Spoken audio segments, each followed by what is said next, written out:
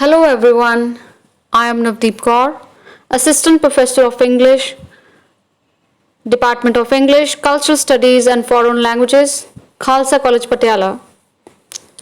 In today's lecture, I will give a brief introduction to J.S. Mill, John Stuart Mill.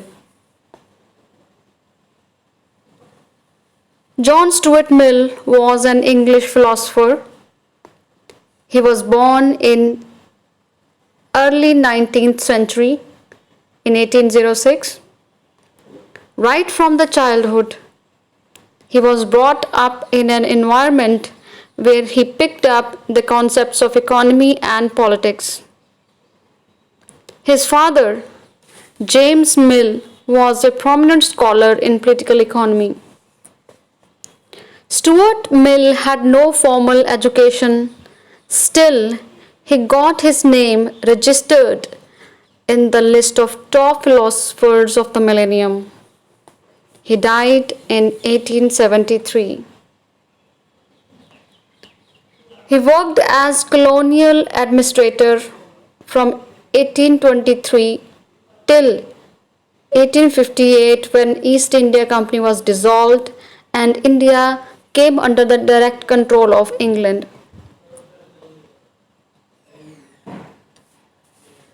Stuart Mill spent many years in association with Jeremy Bentham, the founder of utilitarian philosophy. Utilitarianism is a philosophy of morality that promotes greatest good for greatest number of people. What we mean by that is that an action is judged as good only if it brings something good for people, if it increases their happiness level. So this philosophy aimed for the betterment of a society. It refers to promoting an attitude in people for doing actions which promote happiness and well-being. Any action that harms mankind is called wrong, and if it promotes happiness, it is called right.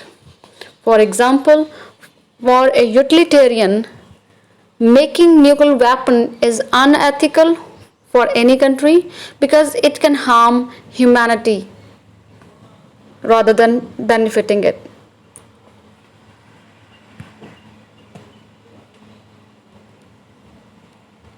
Stuart Mill's major contribution lies in his views on liberty, especially social liberty, based on his utilitarian philosophy.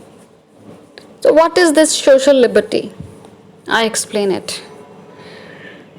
We all live in South Asian culture, and ours is a collective culture, as I have already told you in class. Every day we feel the pressure of our family, community and society at large to do things, to do actions or behave which is accepted in the culture. For example, I as a girl wish to be film producer, but my parents exert their pressure to choose some traditional subject or to sit at home.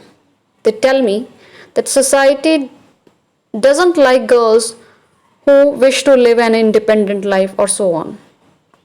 Therefore, because I want to be the girl with whom society accepts as good, so under that pressure, I chose some traditional subject. Now, where is the social liberty? Nowhere. I am not free to live my life on my own terms. I have to live the way society wants me to live. Social liberty is social right to live according to our own way, as long as my lifestyle or my actions don't harm anybody. In his book on liberty, Stuart Mill delves on how much a society should exert its control over an individual. He doesn't even trust democratic ideals because even in democracy, power is in the majority group. So this majority group exert its pressure on minority. In his book, he talks of three social liberties that we all must have in our lives. The first is the freedom of thought and emotion. This includes the freedom to act on such thought, provided it doesn't harm anybody. Freedom to pursue taste means if I want to be a painter, then there shouldn't be any pressure on me to be a teacher, provided my tastes don't harm anybody. Third, freedom to unite.